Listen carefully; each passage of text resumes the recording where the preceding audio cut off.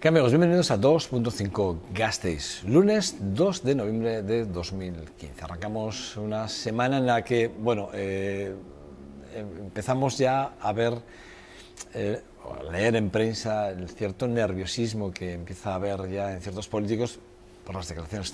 Me refiero al 20 de diciembre, estamos viendo los nerviosismos que hay ya en partidos y políticos muy concretos por estas declaraciones. Es verdad que lo que está pasando en Cataluña también va a estar muy paralelo a la campaña, casi yo diría que más que paralelo va a estar, probablemente esté en la campaña de forma constante, a pesar de que parece que quiere haber un pacto para que no hablar de Cataluña mucho, pues sí es verdad que va a estar constante, yo creo que es inevitable, damos la forma.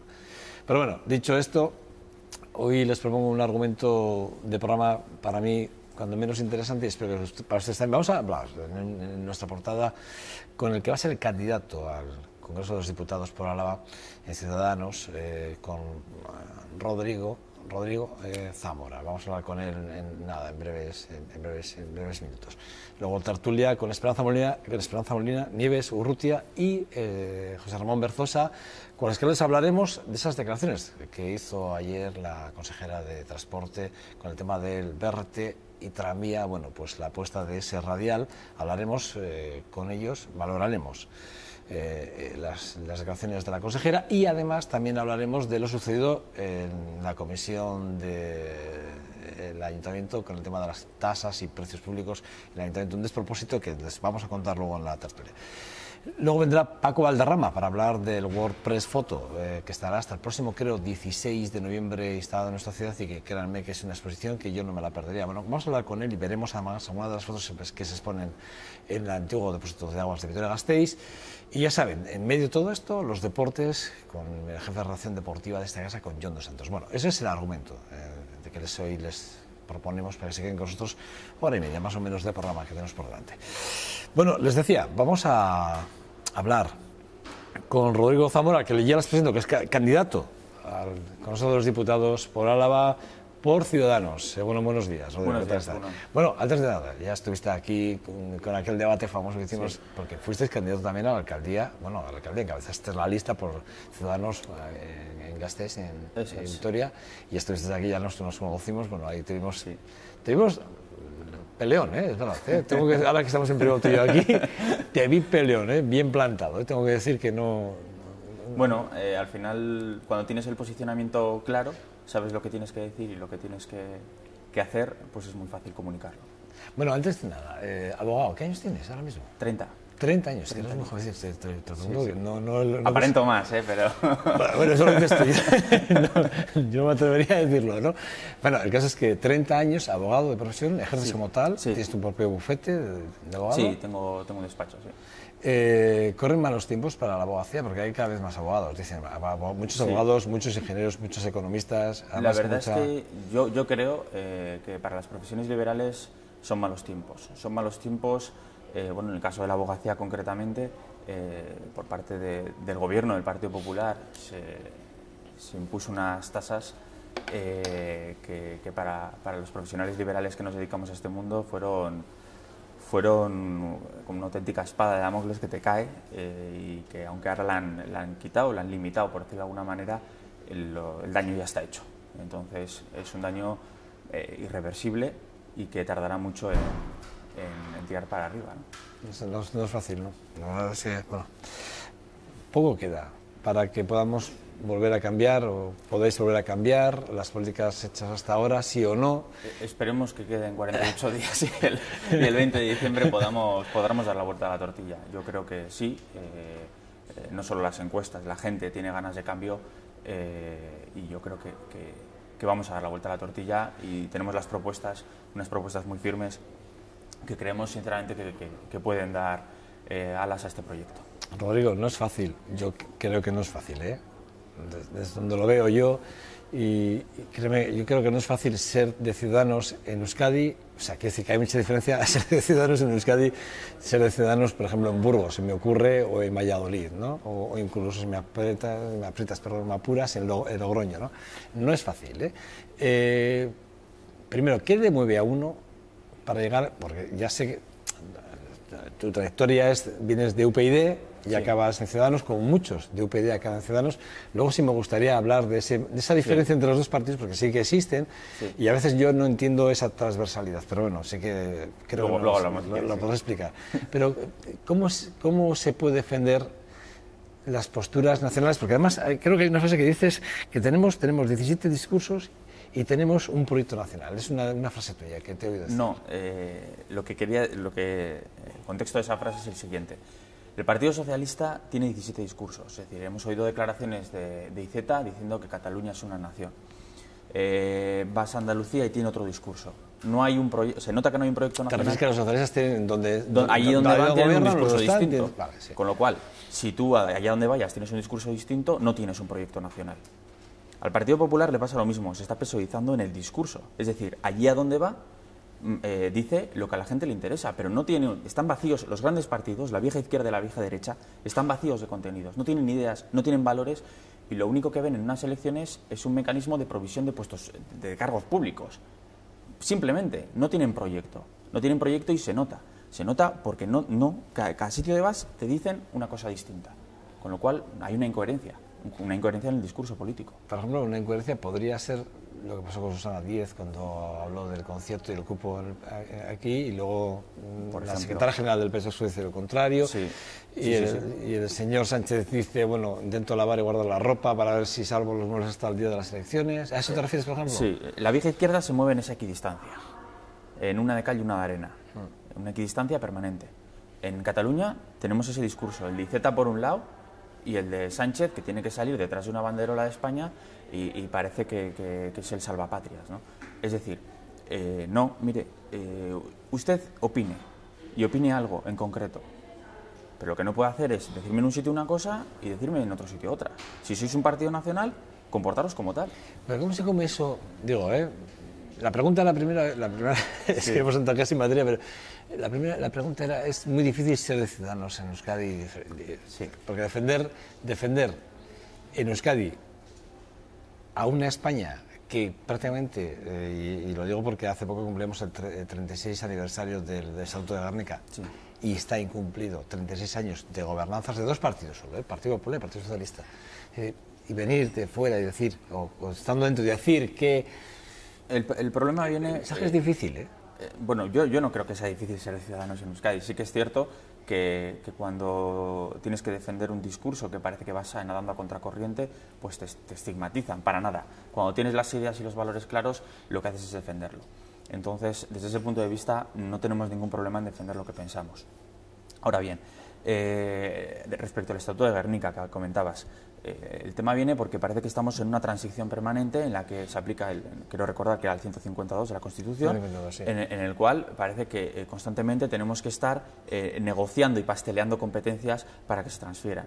Nosotros proponemos, es una de nuestras propuestas, que eso quede definitivamente claro, es decir, no solo el techo competencial, sino la lista de competencias que se tienen que transferir. ¿Por qué? Porque no queremos estar en una situación permanente de un Estado en construcción. Es decir, vamos a construir el Estado, pero ya. Pero ahora mismo, desde el inicio del Estatuto, se sigue incumpliendo el Estatuto. Es decir, no hay manera de que nadie ponga... Se utiliza el Estatuto, yo creo, como medio de negociación política permanente, de un toma y daca. ¿Entre las dos partes o solo entre el Gobierno de España, que es el que lo utiliza como, digamos, a modo de presión, por ejemplo, en este caso hacia Euskadi? Yo creo que sí, yo creo que hay un toma y daca permanente y ese pasteleo no tiene que existir. Es decir, estas son las competencias, estamos de acuerdo en que estas sean las competencias, usted sabe, y el ciudadano, de cara al ciudadano es mucho mejor porque tiene mayor transparencia, es decir, puede saber a qué administración puede exigir la responsabilidad cuando se transfiere esa competencia. Bueno, antes de seguir adelante, porque sí que es verdad que, bueno, vas a volver aquí, como van a pasar por aquí ya candidatos para hablar de programa concretamente, y hablaremos de esas transferencias que entiendo que vosotros ya tenéis, ya ese marco lo tenéis más o menos. Se presenta el domingo. El próximo domingo, 7 de noviembre. En Cádiz.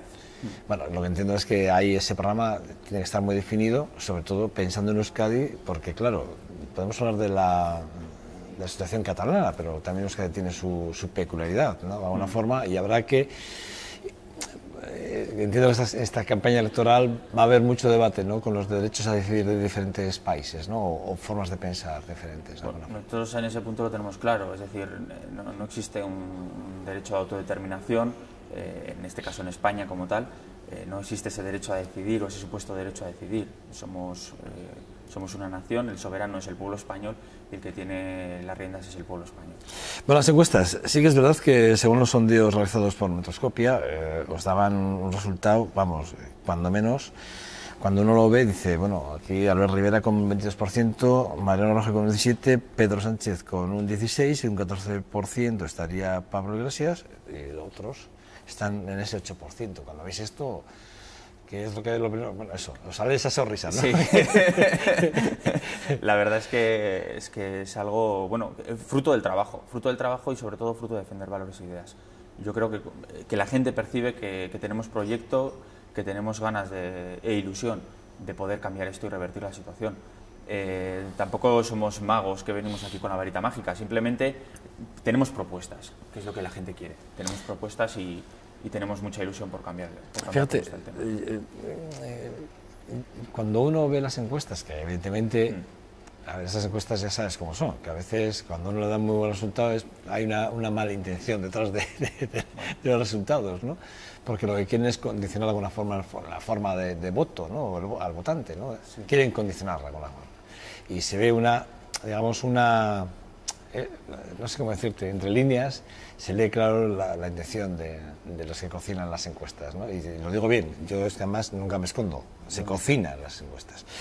Pero sí que es verdad, ¿no?, que viendo a Rivera y viéndole a Pablo Iglesias o viendo al señor Sánchez, sí que da la sensación que entre los tres partidos, porque al margen de lo que digan estas encuestas, sí que es verdad que parece que todo el mundo tiene claro, no porque nadie lo diga numéricamente, pero sí que todo el mundo tiene claro la sensación de que el Partido Popular va a ganar las elecciones y que la forma que probablemente la llave de gobierno esté con Ciudadanos.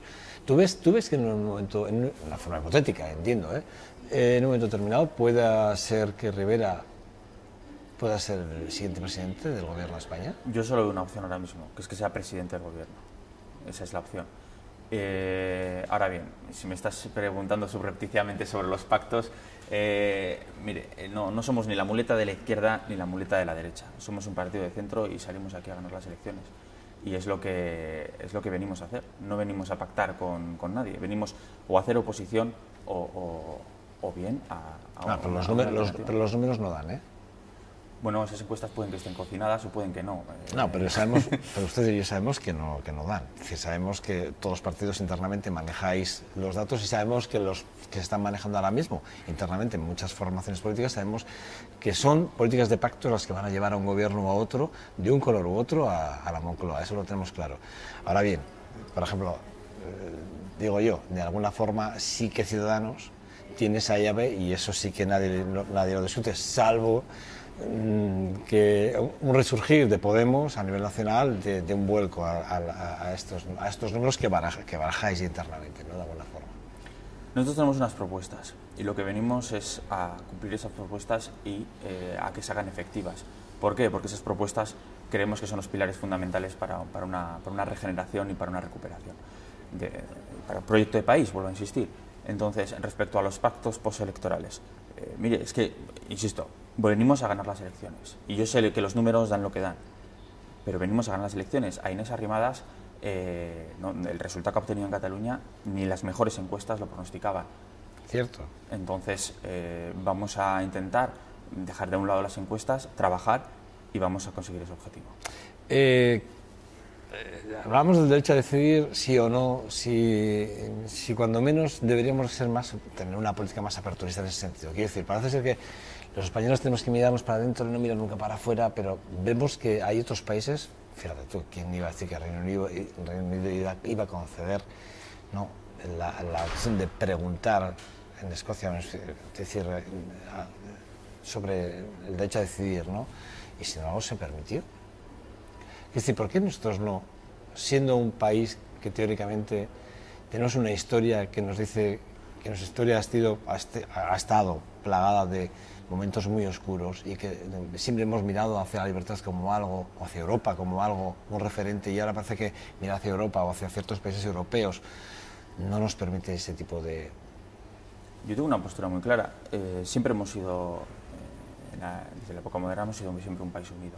Es decir, ¿para qué vamos a desunir cuando lo que tenemos que hacer perfectamente, y sabemos lo que tenemos que hacer perfectamente es unir?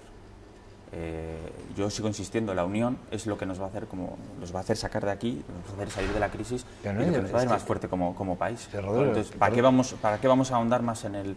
Verdad que te tuteé, pero sí que es verdad que no hay nadie que diga, nadie en este país que diga, vamos a hablar. Vamos a hablar, sentémonos a hablar. ¿Hablar de qué? ¿De separación? No, ¿por qué de separación? No, es que luego igual hay que dejar que decida, no sé, que haya un voto. Igual el pueblo dice que no quiere la separación. De hecho, cuando se habla de los plebiscitos, de lo que pasa en Cataluña, ¿no? Bueno, hay una mayoría, y yo no sé de quién lo juzgo, hay una mayoría que dice que tiene, digamos, el mandato del pueblo para proponer una separación de forma unilateral del gobierno de España. Y hay otra mayoría que dice que es lo contrario. Y en medio hay un montón de ciudadanos que no han votado. Pero de alguna forma, si dejáramos, digamos, que eso se plantease... ¿Y a dónde llegamos con ese derecho a decidir? Es decir, en última instancia, ¿quién decide que nos separamos? ¿El relleno de la escalera? Claro, es que, vamos a ver, una comunidad autónoma. ¿Y por qué una comunidad autónoma y no una provincia? ¿Dónde termina ese derecho a decidir? ¿Dónde termina? Claro, ¿no? Vamos a preguntarnos, la comunidad autónoma catalana, pero ¿y por qué no la provincia de Barcelona? ¿Por qué no la provincia de Álava? ¿Qué pasa si los alaveses, en un supuesto hipotético referéndum, por qué los alaveses no vamos a tener ese derecho a decidir? Igual queremos... Sobre Euskadi, por ejemplo. No, en caso de que se convocase en Euskadi, sí. Vamos a poner ese hipotético caso. ¿Y los alaveses no podríamos convocar un referéndum de provincia? ¿Dónde termina? ¿En el relleno de la escalera? Vuelvo a insistir, es que no tiene sentido. Hay un marco que habría que legislarlo y marcarlo, como han hecho en Inglaterra, como se han hecho en Canadá, como se han hecho en otros países. Bueno, ¿por qué no hacer un marco en el que todas las fuerzas políticas se negocien, hablen, en qué condiciones se pueda plantear un Aquí hay unas reglas de juego, que las reglas de juego es la Constitución. Pero las Constituciones se pueden modificar. No, vamos a ver, hay algo esencial en la Constitución que es un pilar básico, que es la unidad del territorio español. Pero ¿se puede modificar o no se puede modificar la Constitución? Pero que no se puede modificar en algo tan esencial y tan clave, que es el germen de un pacto de convivencia. Que es que nos cargamos el pacto de convivencia que hemos creado. O sea, yo no quiero volver a un estado previo a la guerra civil o a un estado de guerra civil continuo y permanente. No quiero. Y si se modifica la unidad de España, lo que vamos a conseguir es que, la unidad territorial de España es una división entre nosotros que no va a tener solución. Es que es algo que de verdad que no, que es ilógico. Es ilógico, se mire por donde se mire. Bueno, además, tendente, que estamos en un mundo que lo que queremos es más Unión Europea. O sea, más apertura de fronteras y más unión. Y nos vamos a ir hacia un reducto, hacia una unidad tribal. No tiene sentido. Bueno, Europa también la ve guardar la ropa, en ese sentido, con el tema de Cataluña. Por un lado están diciendo algunos políticos que España debería de dialogar y hablar más en este sentido, cosa que no sucede, y por otro lado están algunos políticos, no todos, algunos políticos, dependiendo de qué color tengan, están más de acuerdo con que, evidentemente, no el derecho a decidir, no al derecho de los pueblos, no al derecho como lo queramos llamar, ¿no? Pero Europa, sí. Repito, Europa no dice que no, en ningún momento. Acabamos de ver la señora Merkel diciendo que no. Ya, pero hay que saber la señora Merkel de dónde viene. Es decir, ella tiene el Estado Autonómico de Hessen, allí. No, mire, la configuración territorial de Alemania no tiene nada que ver con la de España. Está claro. Entonces, está claro. Bueno, aquí también hay un nivel de federalismo bastante amplio. El tema es otro. El tema vamos hacia crear más Unión Europea, crear más unión económica, crear más unión de personas, de ciudadanos, y lo que plantea la autodeterminación o el supuesto derecho de autodeterminación es todo lo contrario. Es todo lo contrario, es separarnos, es encerrarnos y no es completar un espíritu que es el europeo, ¿no? Es todo lo contrario. El concierto económico y la ley de cupo, es decir, ¿qué hacemos con ello? Creo que es el debate, hay un debate claro y aquí se está pidiendo una unión de todos los partidos para que no se toque, para que no se hable del concierto ni de la ley de cupo. La verdad es que sí que es verdad que todo empieza en... Bueno, ya llevamos años, lo que pasa es que ahora se vuelve a encender o se vuelvan a encender las alarmas, sí, si me va la redundancia, desde Andalucía, ¿no? Pero ya hemos visto como otras autonomías también dicen lo mismo, ¿no? Y bueno, en este caso Albert Rivera dice que evidentemente... Mire, que hay cosas más importantes que el concierto económico. Lo que realmente preocupa a los ciudadanos es la sanidad, la educación, la justicia, son las ayudas sociales. Yo creo que es un debate que se ha creado interesadamente y que tanto la vieja derecha como la vieja izquierda aquí están sometidos a un síndrome de Estocolmo y tienen que ir detrás de lo que va diciendo el PNV constantemente. Entonces, desde mi punto de vista, creo que es un debate orquestado e interesado por determinadas fuerzas políticas y que no está en la calle. Lo que realmente está en la calle son los problemas en educación, los problemas en sanidad, los problemas económicos. Y sinceramente creo y es a lo que venimos, a proponer esas reformas necesarias para poder seguir adelante. Hombre, Euskadi, en esas materias a las que apuntas, sí que son materias en las que, por ejemplo, en Euskadi, sinceramente, con referencia al Estado, las diferencias con el Estado español son abismales, es decir, que tampoco somos comparables, ¿no?, con el resto del Estado español, eso sí que es verdad. Yo le preguntaba por el cupo del concierto porque Rivera ha dicho que, bueno, que él, si gobierna la ley del cupo y el concierto económico, desde luego... No ha dicho eso. Ha dicho que en el caso del cupo debía de revisarse o actualizarse. Bueno, es distinto. Igual es un poco las declaraciones que hacemos en función de dónde estamos también, ¿eh? Pero sí que es verdad. A mí sí me da la sensación que Rivera y, bueno, así como Pablo Iglesias sí que ha dicho, bueno, en un principio sí que dijo que había que revisarlo, ya dice que no. Rivera, o sea, Pablo Iglesias ahora ya dice que no, que bueno, que el concierto es un concierto, son unos derechos y tal, ya los reconoce más o menos. Bueno, yo a Rivera yo todavía no se lo decir, no se lo he oído decir. No, Rivera lo que está diciendo es, oiga, aquí hay una ley de cupo, hay una ley quinquenal que tiene que actualizarse. Entonces lo que no queremos es que se utilice como un pasteleo político entre el gobierno vasco y el gobierno de España. Entonces vamos a ver, vamos a actualizar esto y vamos a ver si esto realmente es lo que corresponde o no corresponde. Hablabas hace poco hablabas de esas líneas rojas de las que no vais a pactar, con las que está claro que postelectoralmente no vais a hablar, y con los que no vais a hablar, tú lo has dicho claramente, con Euskal Herria Bildu y con PNV desde luego no hay nada que hablar. Vamos a ver, no es tan taxativo, me explico. Efectivamente es una línea roja en el sentido de que nosotros no vamos a pactar con alguien que lo que pretende es romper la unidad de España. Es ilógico. Lo que estamos defendiendo precisamente es la unidad de España y es una diferencia. La vieja izquierda y la vieja derecha lo que han hecho permanentemente es pactar constantemente con los nacionalismos incluso radicales, que lo que han pretendido es dinamitar constantemente la unidad. Entonces, pactar con ellos desde luego que no. No nos negamos a un diálogo con el PNV, pero claro, diálogo si tenemos algo de qué hablar. Si no tenemos algo de qué hablar, pues oiga, ¿qué vamos a hacer? ¿Pero si hay que hablar con el PNV? Si hubiese que hablar con el PNV...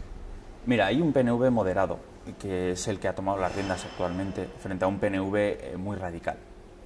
Entonces hay que distinguir, en primer lugar, ese punto.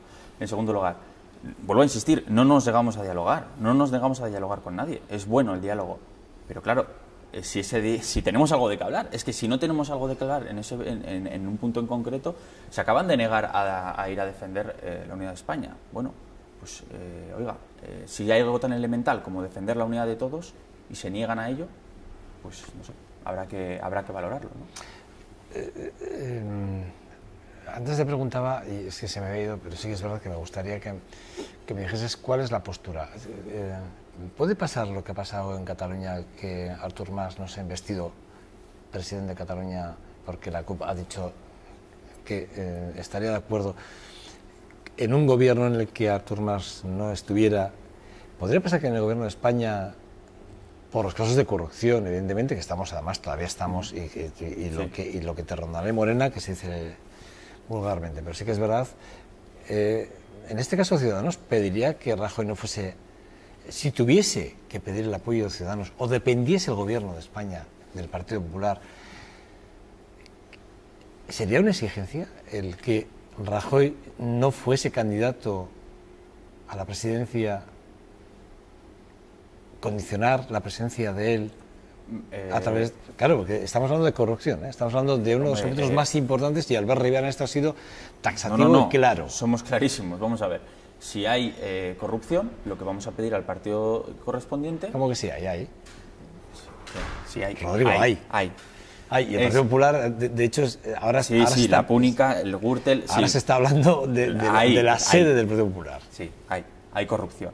Lo que se va a pedir son responsabilidades, como se ha pedido al PSOE en ¿Pero Andalucía. de qué modo? ¿De qué forma se van a pedir esas responsabilidades? ¿A Bueno, modo de cabeza, hablando... nombres y apellidos?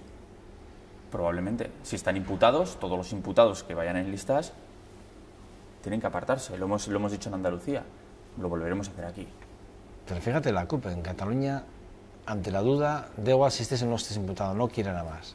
¿Vosotros podéis decirle lo mismo a Rajoy? ¿No queremos que Rajoy cabece esta lista? Y no apoyar un gobierno en el que esté Rajoy, que ha sido el presidente del Partido Popular y que además, ahí están los documentos, en muchas de las fechas en las que han sucedido los hechos, sí. Él era presidente del Partido Popular. Sí, sí, y podía conocer incluso lo que pasaba. Bien. Ante la duda, digo, ¿no? Yo creo que sería un fracaso que el señor Rajoy volviera a ser presidente de este país. Sería un fracaso. Entonces, desde ese punto de vista, vuelvo a insistir, cualquier índice de corrupción que exista, máxime si están imputados, esos tienen que apartarse de la lista. No, ningún cargo público tiene que estar imputado, ninguno.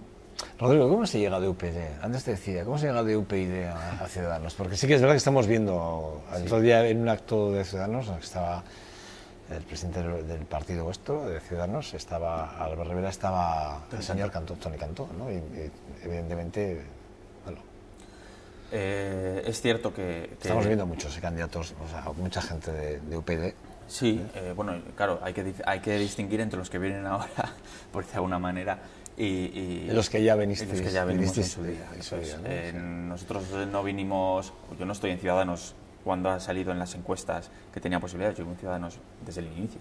Es decir, desde el inicio me refiero desde que salió de Cataluña al resto de España. ¿Por qué? Bueno, yo salí de UPyD antes de que incluso estuviese instaurado realmente el movimiento ciudadano aquí. Yo vi en UPyD una serie de deficiencias que me llevaron a adoptar la decisión de salirme y estuve huérfano político, por decirlo de alguna manera, durante varios meses, hasta que vi en Ciudadanos es que fue amor a primera vista, es decir, esto es realmente lo que yo buscaba en este caso. Es un proyecto de país, es un proyecto de país ilusionante. Es cierto es cierto que compartimos determinadas cuestiones, hay nexos en común, es evidente. Pero bueno, hay matices que es lo que nos lleva a decantarte, en este caso, por Ciudadanos, ¿no? Hay mucha gente que cuando habla de Ciudadanos y cuando habla de UPyD y habla de Rosa Díez, nunca uno olvida el pasado de Rosa Díez, que es socialista, y que aquí fue consejera, defendió el derecho al concierto, aquí defendió todo lo que ahora Madrid no defiende. O sea, quiero decir, ahora dice lo que aquí ha estado diciendo durante toda una vida, porque defendió toda una vida, se fue a Madrid y dejó de defender lo que aquí ha defendido. Ese tipo de cosas yo por ejemplo, no las he entendido, ¿eh? Pero claro, como uno es socialista, se pasa una parte casi conservadora ahí... No, sin llegar, está claro, pues no llega a esa parte. Pero fíjate, hace ese partido, crea ese partido... Y de ahí salen muchas gentes que tienen esa ideología y acaban en Ciudadanos, ¿no? Es tu caso. Bueno, en tu caso no, porque dices, según tú dices, llegas desde el principio, pero yo no, en el caso de Toni Cantó... bueno, a ver, yo respeto mucho, es decir, son gente que... Toni Cantó empezó su andadura política en Ciudadanos, entonces, bueno, él hizo a la inversa y ya vuelve, bueno. El resto lo hijo pródigo, pero es así, Toni Cantó empezó en Ciudadanos. El tema de Rosa Díez, para mí Rosa Díez es la perfecta política. Para mí UPyD en un principio tenía un sentido y luego hubo un momento determinante que fue cuando vi que era un partido para mantener en el cargo a una señora, para mantener en su sillón a una señora. Ahora parece que hay visos de cambio en UPyD. Yo creo que han llegado muy tarde y han sido muy egoístas a la hora de plantear cuando se iba a unir con Ciudadanos. Yo creo que en este caso un ego personalista de la señora Díaz. Bueno, no tenemos mucho más tiempo y la verdad es que quiero andar más, pero como estoy pendiente de que el día 7 aprobéis ese programa electoral, Sí. y entonces ahí ya hablaremos ya con cosas más concretas y podemos hacer algo más comparativo, ¿no? Con lo que se ha dicho, se ha dejado de decir y cuáles son las trayectorias, los objetivos más directos, ¿no? Sí. Lo que van a ser las líneas importantes, programáticas, que pensando en el próximo día 20 de diciembre, pues hablaremos con mucho más tranquilidad y con algo más de tiempo. Pero no me quiero marchar sin preguntarte por Vitoria. ¿Cómo ves Vitoria? No saliste como candidato, pero ¿cómo ves Vitoria? Yo creo que hay una cefalea en cuanto al gobierno tremenda. No hay una política de gobierno. Yo lo que veo, la sensación que se transmite es que aquí hay un totum revolutum que no se sabe muy bien hacia dónde vamos. Yo sinceramente lo creo. No sé a qué están esperando. Tenemos unas macroconcejalías y para mí la situación actual es de desgobierno. Sí, ¿crees que el PNV no está gobernando? No. De hecho, creo sinceramente que hay gobiernos en la sombra. ¿Te refieres a Euskal Herria Bildu? A la señora Miguel Larrión. Desde luego.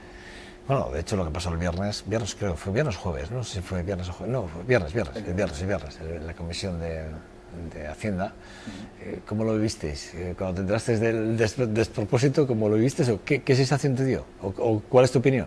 Es que vuelvo a insistir, es que lo que pasa es que hay una situación de desgobierno y hay un gobierno en la sombra. Entonces, al final... Claro, pero hay gobierno en la sombra, concretamente ese día, ni gobierno en la sombra ni nada, porque ahí sí que se levantan, hay tres partidos que se levantan porque creen que la totalidad se ha agotado y se han marchado, que es Euskal Herria Bildu y ya va así sumando en Maingaudé. Se marchan y dan por hecho que... Aquí hay, es que hay un bloque que, desde mi punto de vista, Podemos, Irabasi y Bildu es el mismo cuerpo con marcas distintas. Entonces actúan al unísono, a los pasos de que además determina Bildu, que hace de jefe de filas. Entonces van todos al son que marca Bildu. Realmente no hay tres partidos, ahí hay un cuerpo con tres marcas. Es lo que hay. Bueno, ¿tranvía o no? ¿Cómo lo ves? Yo... ¿Tú eres de los ramales al sur y al este o no? Yo, lo que sea mejor ¿Al para el este ciudadano. no?